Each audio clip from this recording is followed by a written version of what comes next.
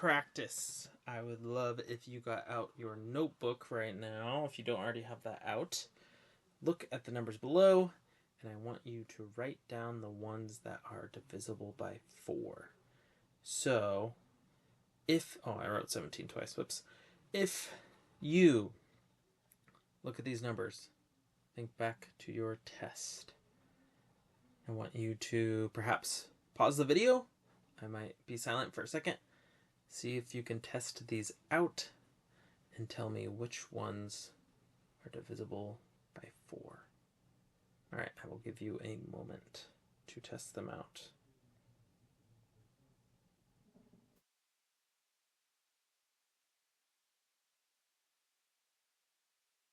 Okay.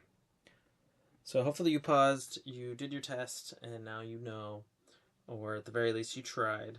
Let's take a look. So let's look at 17. 17, right?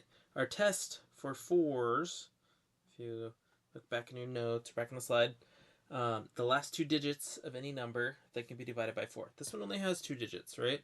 So we kind of have to use our times tables or remember, or we could even just count up by 4s to see if we can get to 17. So let's try that. Let's count up by 4s. Start with 4. 4 plus 4 is 8. Then we go to 12.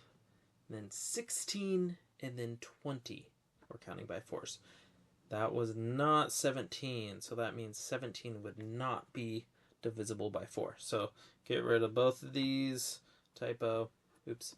But no, 17 cannot be divided by 4 without getting a remainder. Our next one, 236. So, using our tests, we're looking at the last 2 digits, the 36, right? Is 36 divisible by 4? If yes, then this whole thing is divisible by 4, right?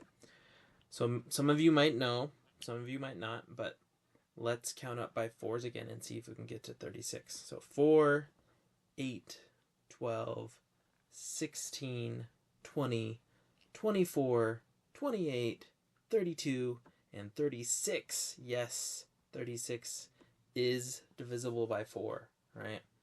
Goes into it 9 times. So this whole number is divisible by 4. 100.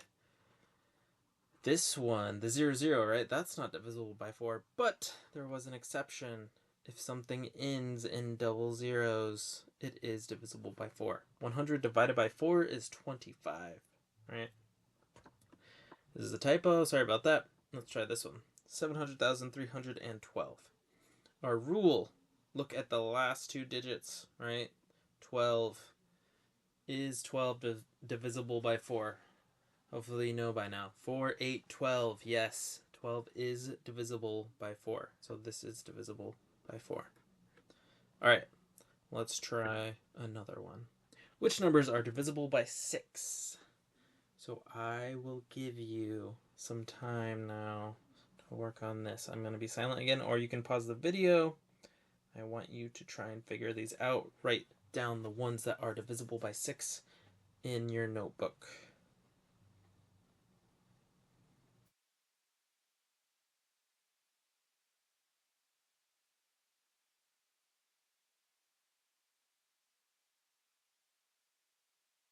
All right.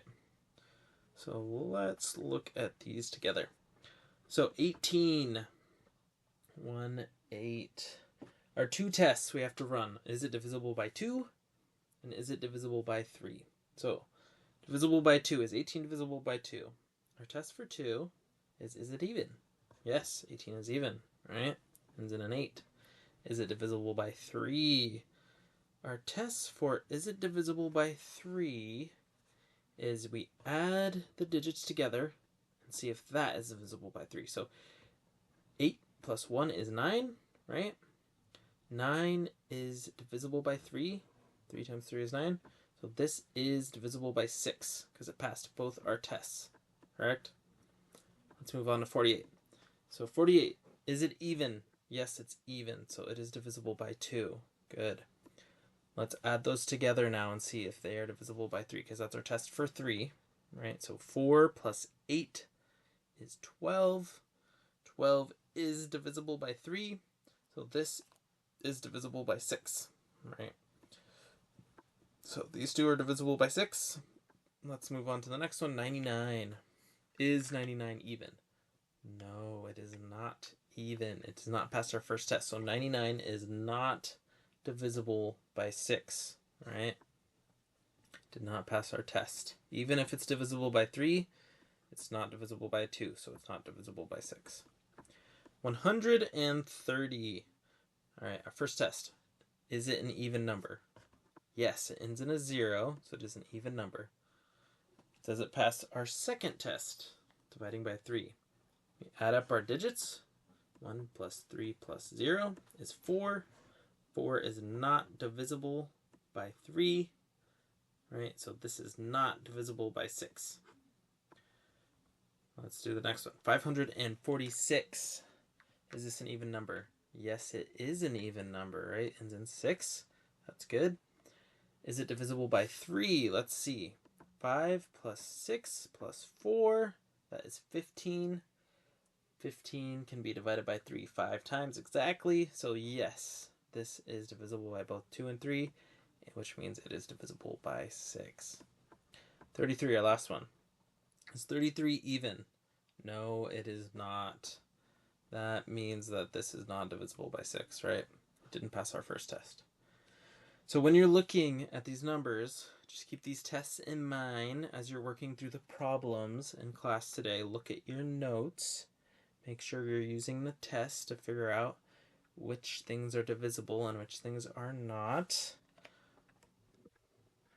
And now we're going to talk about factors. And factors and divisibility are related. And if you look at this definition, you'll kind of see they're very similar, right?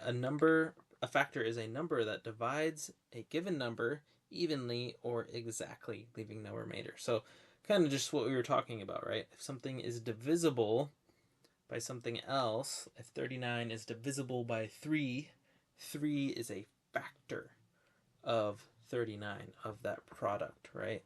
So factors multiply together to create products, right? They combined, they give you something else. Factors are the whole numbers that multiply together to create a product. This is why we need these divisibility rules, right? As we're going to have a product, like some number, let's say we have 10, right? And we want to find all the factors. So we're going to have to use our divisibility rules to figure out if that number is divisible by other numbers. And then we can gather our factors. This can actually be really helpful in real world situations. We'll kind of talk about some of that next week, and hopefully I'm in person for that. But a fun thing you can do with factors, you can make a factor bug. So what you do is you take the number you want to factor, which in this case is 18, and you put it in the middle of your bug, right? You draw your bug, draw the head, and then you start at the head with the antennae, and you put the number itself, right, and 1. Because, right, any number divided by 1 is itself, or 1 times any number is itself, right? So this is what we call a factor pair.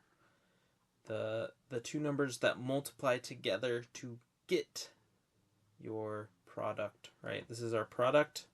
These two numbers multiply together to get 18. 1 times 18 is 18, right? This is a nice way to organize your factors as you're going along. I'm not going to show you more factor bugs in the slideshow, but as you work through your problems, it might be helpful to draw this, or if you like bugs, you can draw this too. So my son loves bugs. So let's do the next factor pair, right? 2 times 9 equals 18. 18 is divisible by 2. If we go back to our rules, 1, 8, this ends in an 8. It is even, so it is divisible by 2. And 2 goes into it 9 times. So we put on each side of our bug, right? There's the legs. And if we're thinking about the factor pairs, it is 2 times 9, right? Our next factor, 3, let's test 18 for 3, right? We add up the digits together. 8 plus 1 is 9. We know that 9 is divisible by 3. So 18 is divisible by 3. Right? 18 divided by 3 is 6. 3 times 6, that's our factor pair. Put it on each end of the leg. We can do tests for 4, right? We can count by 4s, 4, 8, 12, 16, 20. This is not one of those numbers. It is not divisible by 4. 5, it does not end in a 0 or a 5, so it is not divisible by 5, right? And then we get back to 6, and we've already tested that. All right, so these are all of the factor pairs, all of the factors for 18. So all of the factors of 18 are 1, 2, 3, 6, 9, and 18. And they all fit nicely on our bug. So as you are trying to figure out factors for a number, right, draw the bug. All right, let's do a bigger number. And I'm not going to draw the bug this time, but we are going to go through our tests for each of our digits, right? So we'll start at 1, we'll work our way up until we get all of the factors. So, for example, 1. 64 can be divided by 1, right? Everything can be divided by 1 and give you a factor, 1 times 64. Those are our first two factors. If we were drawing our bug, we'd put those up at the antenna, right? I'm going to put them on a number line so we can see from left to right how our factors increase, right? Nothing can be bigger than 64. Nothing is going to be smaller than 1, right? We start here, we end here. We're going to have some stuff in the middle. So let's test 64 with our divisibility rules for 2. Our divisibility rules for 2 are, is this an even number? Does it end with an even integer, right? 4 is even, so yes, 2 is a factor. 2 goes into 64 32 times. So we can add that to our number line, right? 2 and 32. And now we know there's no other factors in between these two, right? Because there's no whole numbers between these. So this is kind of a nifty trick that you can find, and there's nothing between these, right? So let's do 3. 3 is not possible. Let's think about that. Our test for 3 is add these up, these digits, 6 plus 4, and is that divisible by 3? So 6 plus 4 is 10. 10 is not divisible by 3, right? So 3 is not possible. 4. So 4, we could count by 4s to get to 64.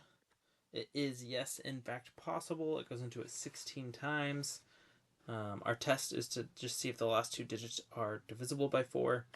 What I like to do for this one is I think of 4 times 10 is 40, right? And then 64 minus 40 is 16. Can we count to 16 with 4s? 4, 8, 12, 16. Yes, we can. That means this is divisible by 4. All right, 5. What's our test for 5? Does it end in a 0 or a 5? That is our test for 5. The answer is no. So that means, oh, there we go. 5 is not possible, right? So we're getting close, right? These numbers are getting closer together. 6 is not possible. Let's think about that. We know that 2 is possible, but we also know that 3 is not possible. And to get 6, something divided by 6, both 2 and 3 must, the number must be divisible by both 2 and 3, right? So 6 we cannot do because 3 is not possible. We did not talk about the rules for 7, but I will tell you 7 is also not possible. But 8 times 8 is 64, right? 64 divided by 8 is 8. So 8 is our last factor. The factors of 64 are 1, 2, 4, 8, 16, 32, and 64. And if you are really interested in the rules to figure out 7, 8, and other things, they are in your book, but we're not going to focus on them today.